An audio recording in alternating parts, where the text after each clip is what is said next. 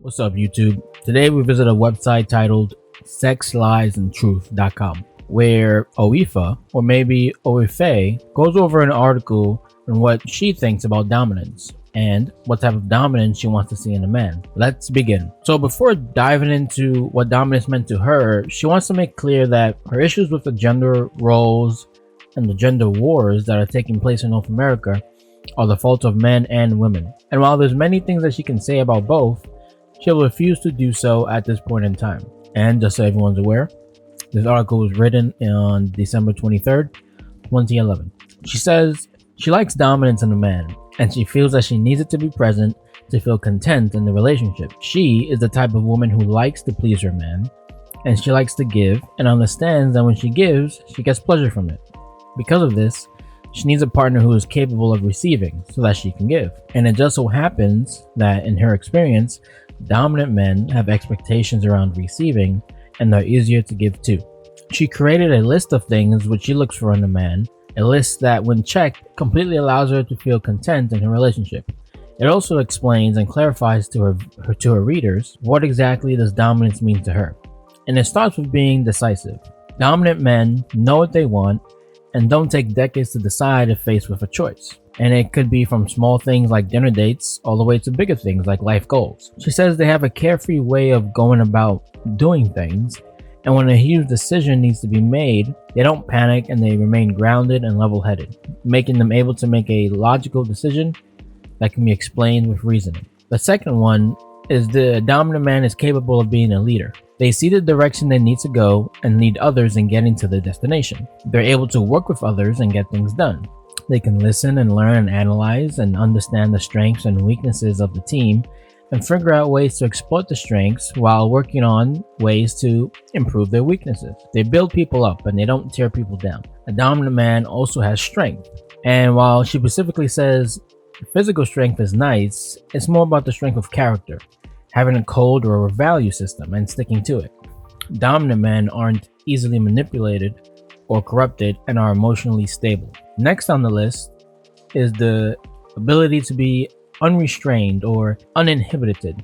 So a dominant man is not afraid to speak his mind or do his own thing. He's also not afraid of what others think, and they'll do what they have to do even if it means doing it alone. Dominant men are also not afraid to be a social outcast.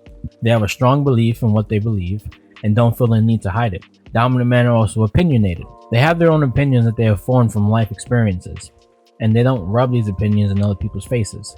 These beliefs and opinions form their moral compass, and they won't compromise them for anything. They won't be deliberately offensive and can keep their opinions to themselves. Dominant men are also socially adept.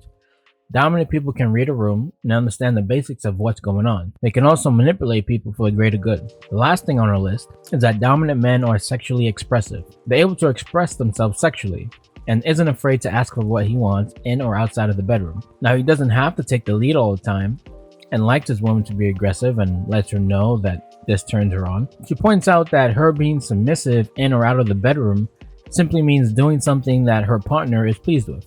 And so this is her list of 8 things that she would like to find in a man who she finds attractive, and this is what dominance means to her. And I find it refreshing to hear a female's perspective on what dominance means, but I also find it very interesting that in today's world, it would seem men have taken the role of the women, or the role of being a people pleaser, right? Men bend over backwards for women and later find out that the chick lacks respect for them.